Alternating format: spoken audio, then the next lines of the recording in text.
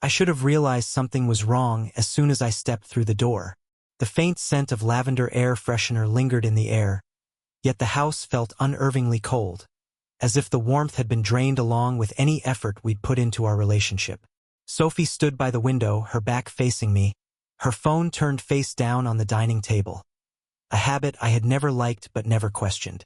When I entered, she barely acknowledged me, offering only a half-hearted hey, as if I were just another stranger passing on the street. I had endured a long, grueling day at work, one of those days where even the coffee had a taste akin to cardboard. I kicked off my shoes and shrugged out of my coat, longing for a sense of comfort. Yet, there was no embrace, no inquiry about my day, just a heavy distance that felt more substantial than the silence hanging between us. Rough day, I ventured, trying to break the ice as I tossed my bag onto the couch. She glanced my way, offering a tight, hollow smile. Yeah, something like that. That was it. No follow-up, just more silence.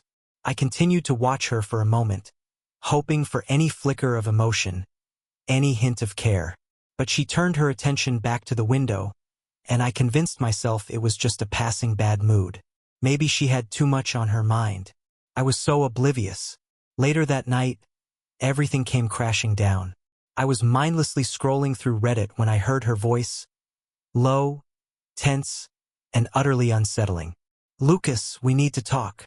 This wasn't the typical "we need to talk" regarding finances or whose turn it was to walk the dog.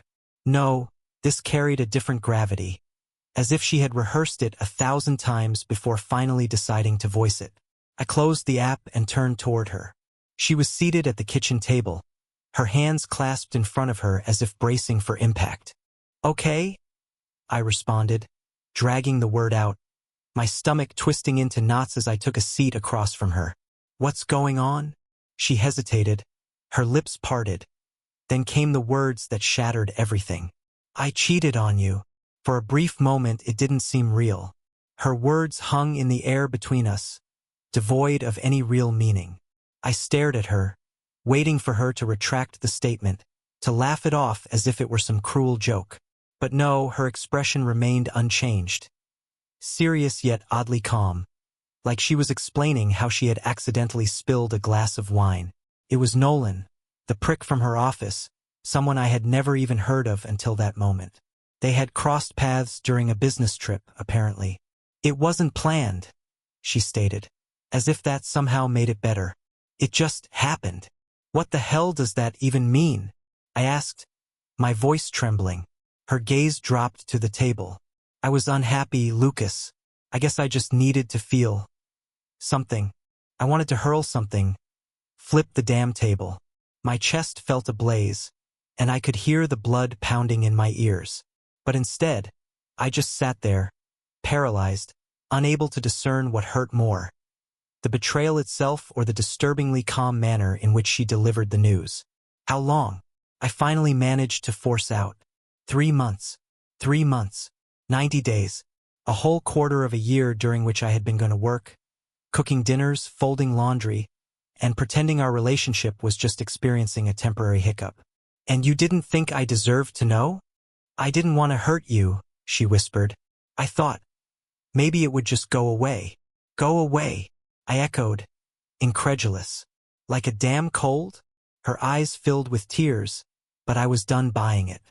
She cried far too easily, and I had learned by now that her tears were not a sign of remorse. This was about guilt. She wanted to unload her burden, and now it had become mine to bear. "But I don't want to leave you," she added quickly. "It was just, I was lost, Lucas. I still love you. I just don't know how to love you right now." Her words felt like salt on an open wound. "So what, Sophie? You cheat, and then expect we can just start over like nothing ever happened?" She nodded, tears streaming down her cheeks. "I want to fix this, but not like we were before. We can't go back to that." "Back to what?" I thought bitterly. Back to me loving her while she silently resented me? Back to our life where I was the fool who believed everything was fine while she was off sleeping with Nolan in some hotel room. I pushed my chair back, the scraping sound loud and jarring. "I need some air." The following morning, I could hardly stand to be in the same room as her. I texted my sister, Maya, asking if she could meet up. Maya understood me better than anyone. She wouldn't push, but she wouldn't let me pretend everything was fine either. We walked through the park in silence for a bit, before she gently probed, "You good, Luce? You don't seem like yourself." "I'm not," I muttered. Sophie cheated. First she was silent, absorbing the news. Then, with a heavy sigh, she said, "I'm so sorry. I wish I had the right words to make this better." Her sympathy struck me harder than I expected. I didn't want pity. I craved a solution, something that could magically fix everything. Instead, I received the same old advice people always offer when your life unravels. Take your time. Don't rush into anything. When I walked into the office, Zachary, the one guy I felt I could be open with, immediately sensed that something was off. "You look like you've been through a meat grinder," he said, handing me a steaming cup of coffee. "What's going on?" After a brief moment of hesitation, I decided to lay it all out for him right there in the break room. I was expecting shock or judgment, but Zachary simply nodded, understanding reflected in his eyes. "Yeah, man, marriage can be brutal. You think everything's fine, and then one day, bam, the rug gets pulled out from under you." I let out a bitter laugh. "You too?" "Yup," he replied, leaning casually against the counter. "Not the same situation, but I've been there. All I can say is, find someone to talk to. Don't keep it bottled up. It'll tear you apart from the inside." By the time I returned home that evening, the atmosphere in the house felt even more stifling. Sophie was there, waiting for me with a hopeful look, as if she thought a single night apart would somehow fix everything. I didn't say a word as I brushed past her and locked myself in the bathroom. Staring into the mirror, I barely recognized the person looking back at me. Exhausted, enraged, and deeply betrayed. And for the first time, I found myself contemplating the idea that maybe revenge wasn't such a terrible option after all. The morning after her bombshell confession, Sophie and I found ourselves sitting across from each other at the kitchen table, the very spot where she had shattered my world just hours ago. The coffee between us was cold, forgotten. The silence hung thick in the air, filled with everything we wanted to say but didn't know how to express. I stared at the wood grain, tracing patterns with my eyes. "So, what do we do now?" she finally ventured, her voice barely above a whisper. I exhaled slowly, weighing my response carefully. "I really don't know." Neither of us wanted to say the word, divorce. It loomed over us like a storm cloud, unspoken yet impossible to ignore. After what felt like an eternity, she broke the heavy silence. "I don't want this to end, Lucas. I know I messed up, but maybe we don't have to throw everything away." I scoffed, though not with as much force as I intended. "And what? Act like it never happened." "No," she shook her head, her expression earnest. "That's not what I'm suggesting. But maybe we can try to work through this. I owe it to you to make an effort." I leaned back in my chair, rubbing my temples in frustration. Part of me longed to tell her to pack her things and leave. But another part of me, the part that held on to the memories of happier times, whispered that maybe, just maybe, we weren't irreparably broken. "We can try," I said cautiously, "but only if we're completely honest with each other. No more lies, no more hiding things under the rug." She nodded eagerly, as if that was the lifeline she had been waiting for. "Complete honesty," she echoed, and for the first time in a long while, I saw a flicker of something in her, hope. That was either the beginning of something new or just the first step toward our downfall. It was hard to tell. Our first move was therapy. Neither of us was thrilled about it, but we both recognized that if we stood any chance, we needed help. Dr. Emerson's office felt sterile and painfully quiet, the kind of place that smelled of peppermint tea and anxiety. Sophie sat there, hands folded in her lap, looking small and uncomfortable. I crossed my arms, already regretting this decision. Dr. Emerson, an older woman with sharp eyes and an unervingly calm demeanor, wasted no time.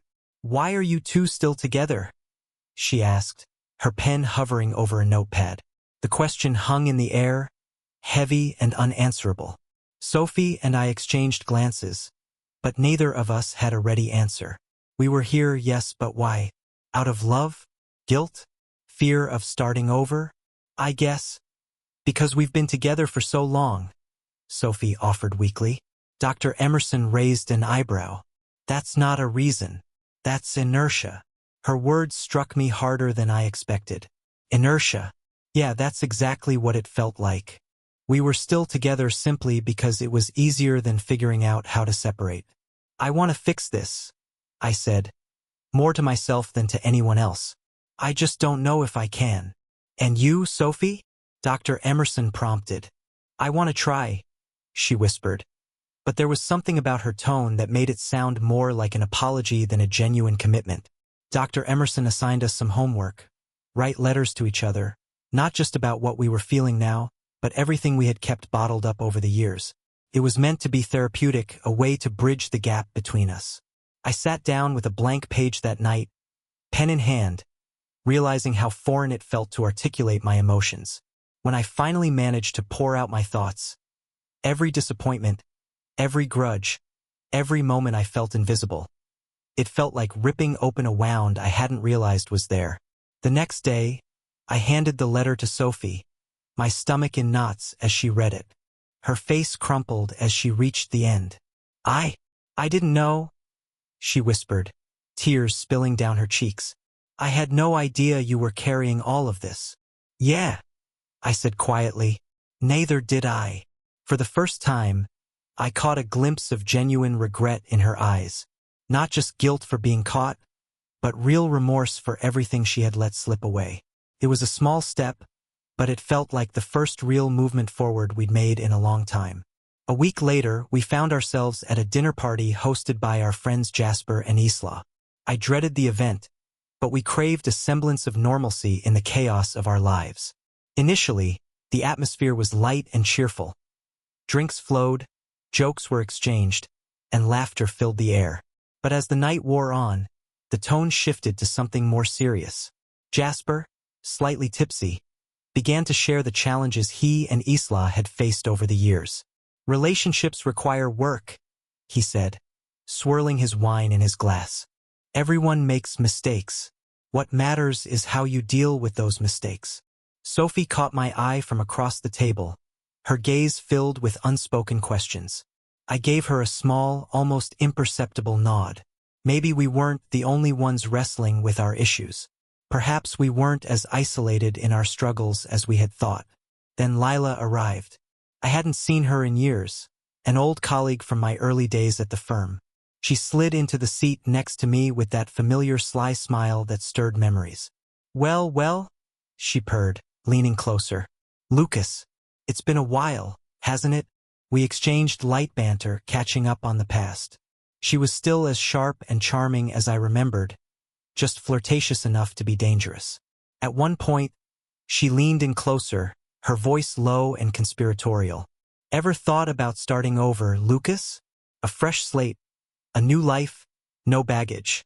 For a brief moment, the idea captivated me. The thought of leaving everything behind, Sophie, the mess we had created, felt oddly tempting. Lila exuded an air of freedom, an enticing escape from everything that weighed me down. But then I glanced across the room at Sophie, laughing softly at something Isla had said, and clarity struck me. Running away wouldn't solve anything. The issue wasn't just with her. It was with us. Both of us. I pulled back, forcing a polite smile for Lila. I appreciate the thought, I said carefully, but that's not where I'm at right now. Her smile faltered for just a second before she masked it. Well, if you change your mind, she trailed off, giving me a knowing look before drifting back into the crowd. On the ride home, Sophie was silent, her head resting against the window. I felt the weight of everything between us, but for the first time in a while it didn't feel unbearable. It felt possible. Difficult, yes, but possible. Maybe that's all we needed for now. The glimmer of a chance at something better, no matter how distant it seemed. Things began to unravel when I noticed her phone light up with a message from Nolan. I was walking past her to grab a drink from the fridge when it happened, his name glaring at me from the screen, a painful reminder of everything that had transpired.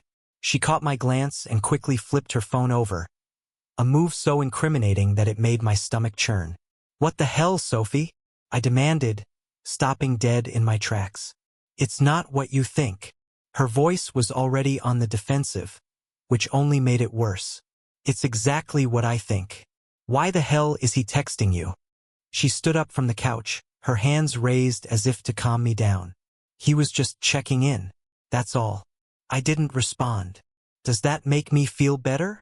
My voice escalated without meaning to. "Why does he think it's okay to text you at all? What kind of boundaries do you have with him?" "I didn't ask him to message me, Lucas. I can't control what he does." "Don't give me that." I could feel myself coming apart, every ounce of restraint slipping away. "What are we even doing here if you're still entertaining him?" Her face twisted in frustration. "I'm not entertaining him. Jesus, Lucas. I told you I want to work on us, and I meant it."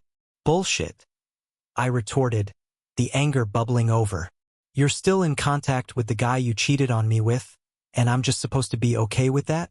How can I trust it won't happen again?" She hesitated, and that brief silence felt heavier than any response she could give me. "I don't know," she finally whispered. Those 3 words cut deeper than a knife. Felt like the air had been knocked out of my lungs. "You don't know?" I repeated, incredulous. "You can't even promise me it won't happen again?" Tears filled her eyes as she shook her head. "I wish I could, Lucas, but I don't want to lie to you." For a moment, I stood there, stunned into silence. Then the fury surged back, more powerful than before. "So what's the point of all this? Why are we even trying if you can't give me any assurances?" "I'm trying," she cried, her voice cracking. "I'm doing my best, but I can't make promises I'm not sure I can keep." I stared at her, feeling something inside me break. All the progress we had claimed to make now felt like a cruel joke. I didn't know what hurt more, the fact that she had cheated or that she couldn't even assure me it wouldn't happen again. I stormed out, slamming the front door behind me. Zachary had mentioned a support group he'd been attending, a place for guys who had experienced infidelity, just a space to talk without pressure. Initially, I had brushed it off, thinking it sounded too much like group therapy. But after that explosive confrontation with Sophie, I found myself dialing his number. "You should definitely come," Zachary urged, his enthusiasm unwavering. "It's not as strange as it sounds. Trust me, it helps." That evening, I found myself walking into the meeting, feeling like a fish out of water. The room was small and intimate, with folding chairs arranged in a circle, and a handful of men sat around, cradling coffee cups as if they were lifeboats. Zachary introduced me to the group, giving me a supportive pat on the back. One guy stood out to me, Eli. He had a calm, almost weary presence, as if he'd faced life's hardships and come through them, but not without his share of scars. When it was his turn to share, he leaned forward, elbows resting on his knees, and began telling his story. He had done everything in his power to salvage his marriage after his wife's affair. Therapy sessions, romantic date nights, the works. For a while, it felt like things were improving. But ultimately, trust was never fully restored, and resentment started to eat away at him. "I thought forgiveness would suffice," Eli explained, his voice low yet steady. "But forgiving her didn't mean forgetting. Eventually, I realized I didn't like the person I was turning into. I was constantly paranoid, snooping through her phone, questioning everything she said. It was suffocating." I nodded along, feeling each of his words resonate painfully within me. That was precisely the path I was on, spiraling into paranoia, harboring bitterness, and always waiting for the next betrayal to land. "So, what did you end up doing?" I asked, even though I had a sinking feeling I already knew the answer. Eli offered a small, sad smile. "I left." It took me a while to understand that staying wasn't courageous. It was merely prolonging the inevitable. The room fell silent after that, each of us lost in our thoughts. Zachary shot me a look, and I could see it in his eyes. "This could be your future." Eli's words lingered in my mind long after the meeting concluded. I couldn't shake the realization that forgiveness didn't equate to forgetting, and that staying could sometimes be a cowardly choice. It made me question whether I was fighting for something that might already be irreparably broken. The following weeks were bizarre. Sophie and I floated through our days like two people sharing a living space but not a life. We still lived under the same roof, but it felt less like a marriage and more like a partnership of convenience. The intimacy, the connection, the little moments that once mattered. All of it had faded, leaving behind an awkward, tense silence. Sophie tried, and I'll give her credit for that. She prepared dinner more often, asked about my day, and attempted to show affection. But it all felt forced, like she was going through the motions. And no matter how hard she tried, I couldn't shake the haunting image of her with Nolan. The gnawing suspicion that it was only a matter of time before she betrayed me again loomed over my thoughts. Some nights, I'd catch her scrolling through her phone, and my mind would spiral. Was she texting him? Was she thinking about him? Each time her phone buzzed, my heart would race in my chest. Living in that constant state of doubt was utterly exhausting. We were trying to rebuild something, but it felt like constructing on unstable ground. The foundation was cracked, and no amount of effort could restore its strength. The truth was, I wasn't even sure if I wanted it to be solid again. I wasn't sure I could ever view her the same way. And the most painful realization of all was that I didn't know if she wanted me the way I wanted her. The fight had stripped away the illusion of our shared understanding. Now, I could see the fissures in her resolve, the hesitation in her commitments. She wanted to try, but not at the cost of her own freedom, not if it meant cutting ties with the man who had once betrayed me. Each day, I found myself perched on the precipice of a decision I wasn't ready to confront. Should I stay and battle for something that might already be lost? Or should I cut my losses and walk away before I lost myself completely? The worst part was that there were no clear answers. No manual for navigating this kind of turmoil. Just a relentless, gnawing uncertainty that chipped away at me, day by day, bit by bit. And the terrifying truth was, I didn't know how much longer I could endure this. Dr. Emerson had a novel idea, or at least that's how she pitched it to us. Spend an entire day being completely honest, she proposed. Say exactly what's on your mind. No filters, no dying. Just pure transparency, even if it hurts. I was skeptical about the whole concept, but desperation was a powerful motivator. Sophie and I had been circling the same issues for weeks, and if we didn't shake things up, it felt like we were headed for disaster. So we chose a day, a Saturday when we had no obligations. We woke up, exchanged glances across the bed, and agreed. Today would be different. Today we'd lay everything on the table, no matter how painful it might be. Initially, it was incredibly awkward. We moved about the kitchen, preparing breakfast in silence. Then, in true Sophie fashion, she broke the ice.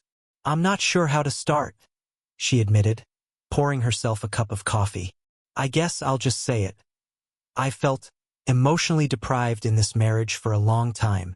Her words hit me harder than I expected. I knew she was unhappy. We wouldn't be in this situation if she weren't. But the word deprived cut deep. How long? I asked, my voice barely above a whisper. A few years, she confessed. I kept waiting for things to change, but they never did. And after a while, I was afraid to tell you.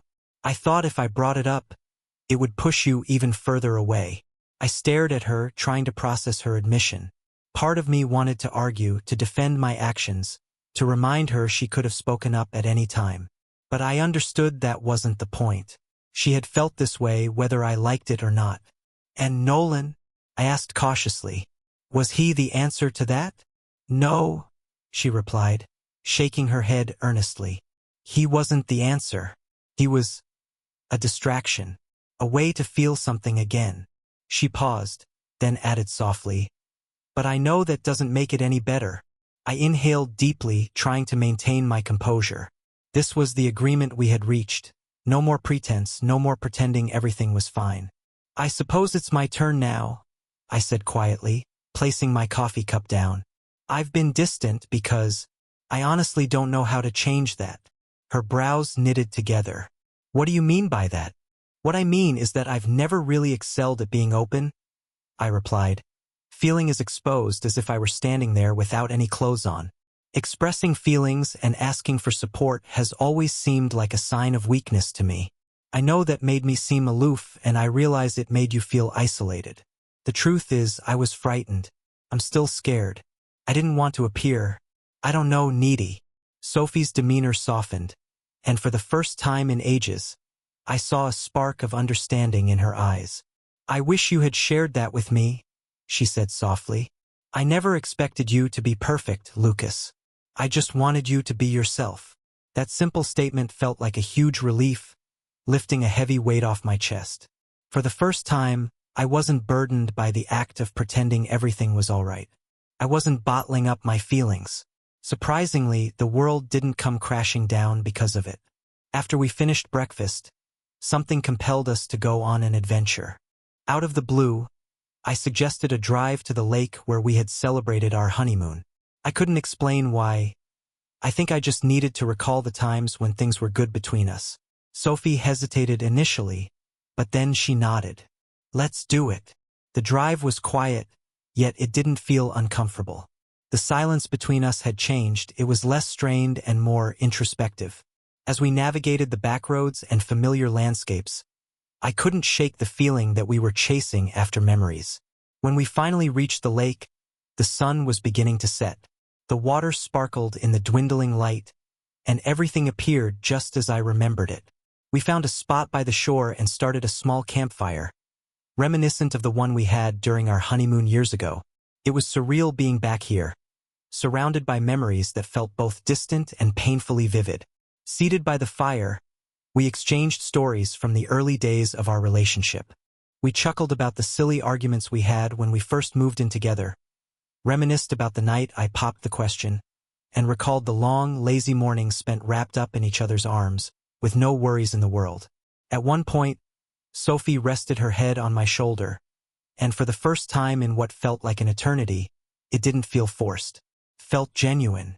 I leaned my cheek against her hair, taking in the familiar scent of lavender shampoo. You know, she whispered, this us? It doesn't seem so impossible right now. I stayed silent, but I felt it too. A flicker of connection, delicate and fleeting, but definitely present. It wasn't a solution, nor did it erase everything that had transpired between us. But it was a start, and after everything we had endured, that little spark felt significant. We lingered by the fire until the stars appeared, wrapped in a silence that didn't require words.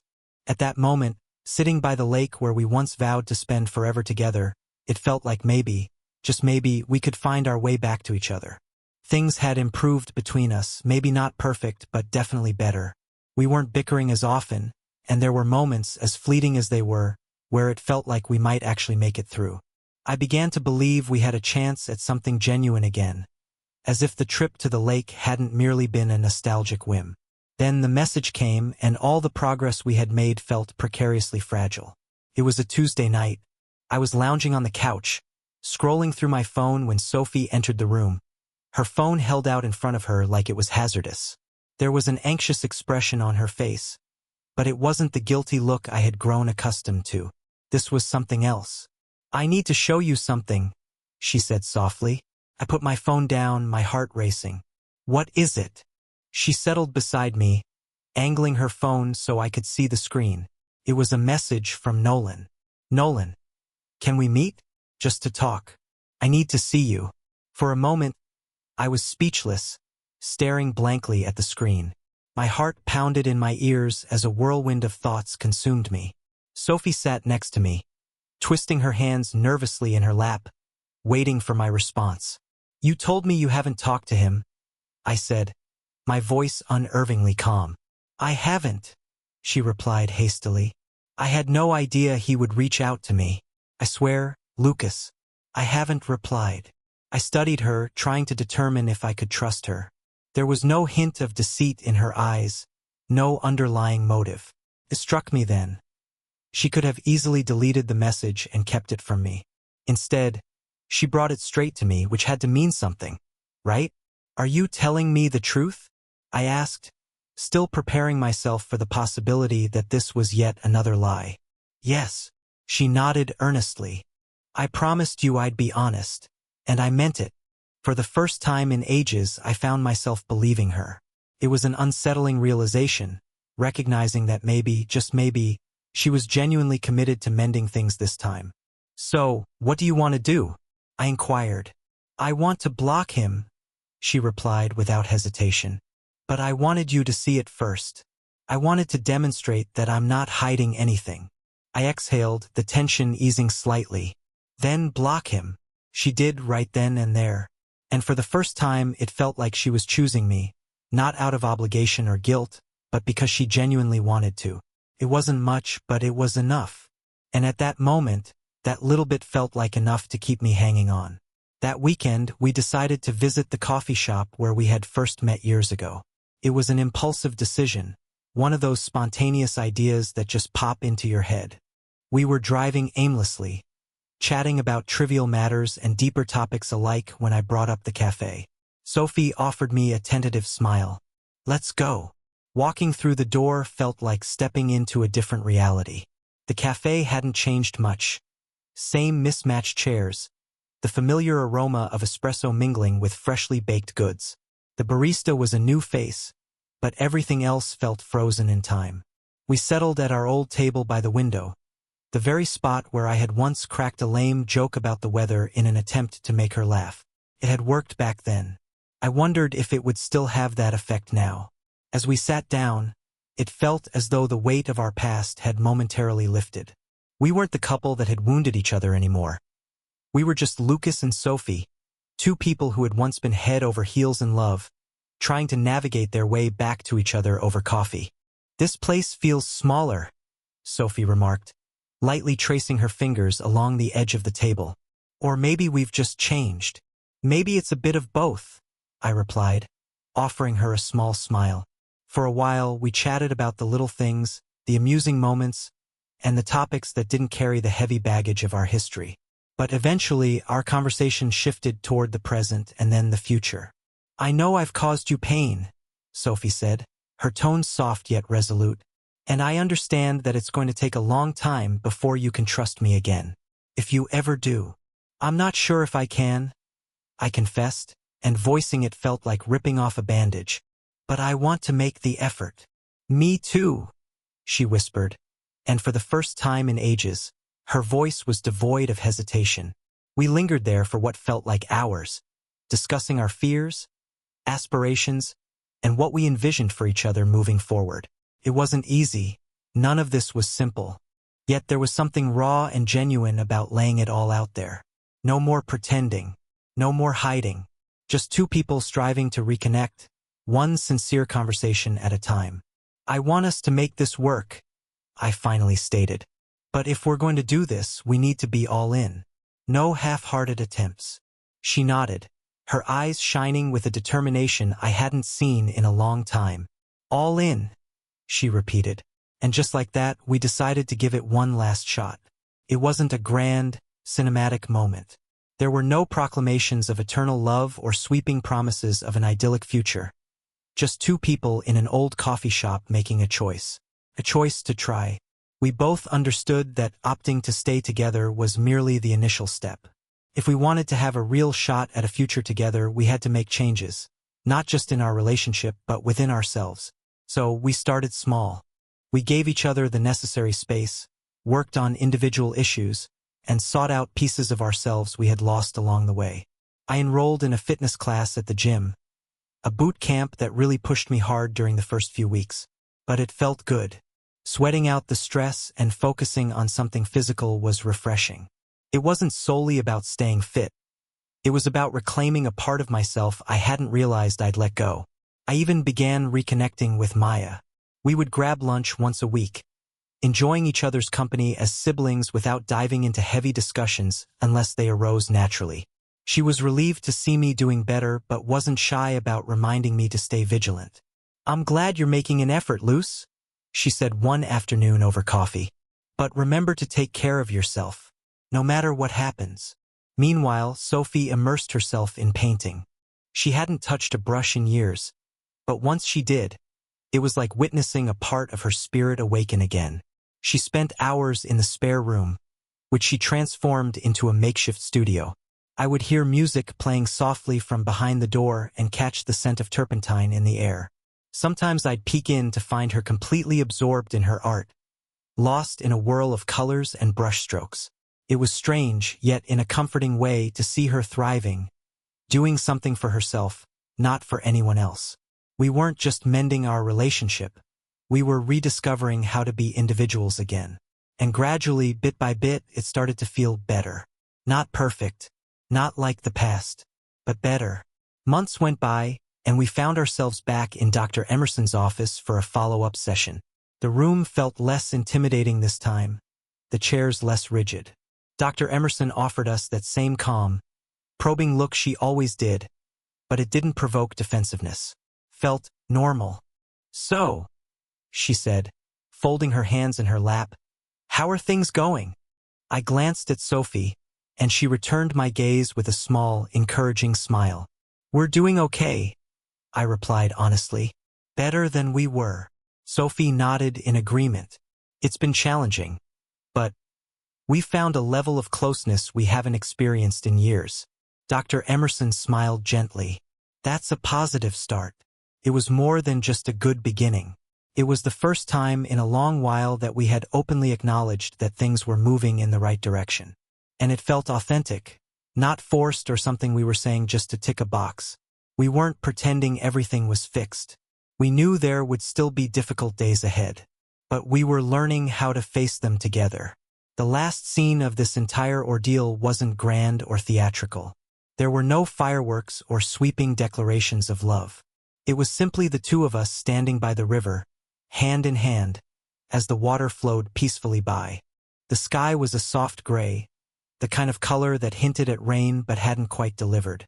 The air was rich with the scent of wet earth and fallen autumn leaves, and a chill prompted Sophie to squeeze my hand a little tighter. We stood there in silence for a while, watching the water and feeling the weight of everything we had endured. There was no guarantee of a happy ending, there never is, but for the first time it felt like we were on the same side, ready to tackle whatever came our way. Not as flawless versions of ourselves, but as the messy, complicated, flawed individuals we were. Sophie turned to me, her expression soft yet serious. "I know it won't always be easy," she said, "but I want us to give it a real shot. I want this to work." I nodded, tightening my grip on her hand. "Me too." And that was it. No promises we couldn't keep, no illusions about what lay ahead. Just two people standing by the river, prepared to move forward together, one step at a time without any more lies between us. Only honesty, trust, and the hope that maybe, just maybe, this time we'd get it right.